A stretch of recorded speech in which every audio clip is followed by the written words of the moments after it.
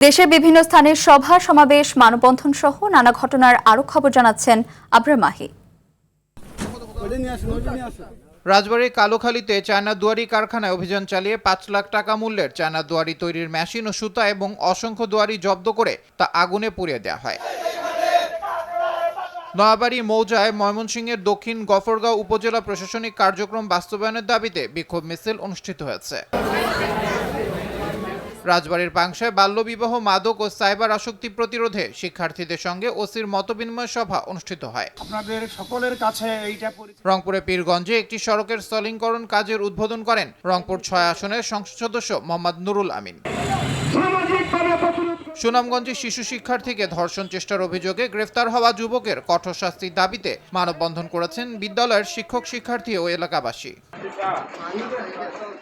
ঝালকাঠি পৌরসভার নাগরিক সনদ প্রদান, জন্ম মৃত্যু নিবন্ধন সহ নাগরিক সুযোগ সুবিধা নিশ্চিতের দাবিতে মানববন্ধন অনুষ্ঠিত হয়েছে। মেহেরপুরে মুজিবনগরে সরকারি কৃষি প্রণোদনার পাট বীজ বাইরে বিক্রি করার অভিযোগ উঠেছে পরিষদের প্রশাসক কামরুজ্জামান ও সচিব মনিরুজ্জামানের বিরুদ্ধে। বুধবার বিকেলে আফতাব আলী নামের এক ভ্যান চালককে ৫৫০ প্যাকেট বীজ সহ আটক করে এলাকাবাসী। চাঁপাইনবাবগঞ্জে চলমান ৭ দিনব্যাপী বৃক্ষ মেলা শেষের পথে হলেও জমে উঠেছে কেনাবেচা। প্রতিদিন সকাল থেকে সন্ধ্যা পর্যন্ত দর্শনার্থীদের ভিড়ে মুখর থাকছে মেলা প্রাঙ্গণ। হবিগঞ্জের পদযাত্রায় এনসিপি নেতৃবৃন্দের উপর হামলার প্রতিবাদে বরিশাল ও যশোরে বিক্ষোভ মিছিল অনুষ্ঠিত হয়েছে। দিনাজপুরের বিরলে মাদক বিরোধী র্যালি ও জনসচেতনতা সমাবেশ অনুষ্ঠিত হয়েছে। এতে প্রধান অতিথি ছিলেন দিনাজপুর ২ আসনের সংসদ সদস্য সাদিক রিয়াদ চৌধুরী পিনাক।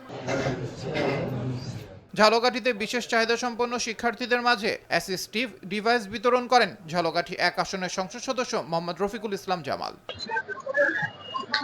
বাগেরহাটে ৭ বছর পর জেলা আইনজীবী সমিতির বার্ষিক নির্বাচন অনুষ্ঠিত হয়েছে। জুলাই গণঅভ্যুত্থান দিবস ২০২৬ পালনের লক্ষ্যে ঝালকাঠিতে প্রস্তুতি সভা অনুষ্ঠিত হয়েছে। দরিদ্র ও অসহায় জনগোষ্ঠীর জীবনমান উন্নয়নে চাঁদপুর সদর উপজেলা প্রশাসনের উদ্যোগে হুইলচেয়ার ও সমাজসেবা অধিদপ্তর থেকে আর্থিক সহায়তা চেক বিতরণ করা হয়।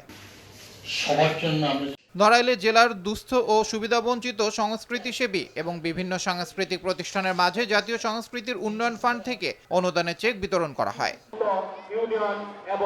কুড়িগ্রামের ভুরুঙ্গামারীতে মাদকের বিস্তার প্রতিরোধে মানববন্ধন করেছে এলাকাবাসী। জামালপুরে বকশীগঞ্জে মাদক সেবনের দায়ে নাহিদ ইসলাম নামে এক যুবককে ৬ মাসের বিনাশ্রম কারাদণ্ড দিয়েছেন ভ্রাম্যমাণ আদালত। নোংরা পরিবেশ, ময়লা আবর্জনার পাশে মিষ্টি তৈরির অভিযোগে যশোরের আসিফ সুইটস নামে একটি প্রতিষ্ঠানকে ৫০,০০০ টাকা জরিমানা করা হয়। নারায়ণগঞ্জ সিটি কর্পোরেশনে ২০২৬-২৭ অর্থ বছরের বাজেট ঘোষণা করেছেন প্রশাসক সাখাওয়াত হোসেন খান। যশোর সীমান্তে অভিযান চালিয়ে মাদকদ্রব্য এবং চোরাচালানি মালামাল আটক করেছে বর্ডার গার্ড বিজিবির সদস্যরা। জামালপুর, ভোলা এবং চুয়াডাঙ্গায় সপ্তাহব্যাপী শুরু হয়েছে বৃক্ষরোপণ অভিযান ও বৃক্ষ মেলা। যশোরের বাঘারপাড়ায় উৎসবমুখর পরিবেশে শুরু হচ্ছে আরাফাত রহমান কোকো স্মৃতি ৮ দলীয় ফুটবল টুর্নামেন্ট। এর উদ্বোধন করেন বাঘারপাড়া উপজেলা পরিষদের সাবেক চেয়ারম্যান ও উপজেলা বিএনপির সাবেক সিনিয়র যুগ্ম আহ্বায়ক মশিউর রহমান। আবরার মাহি, RTV।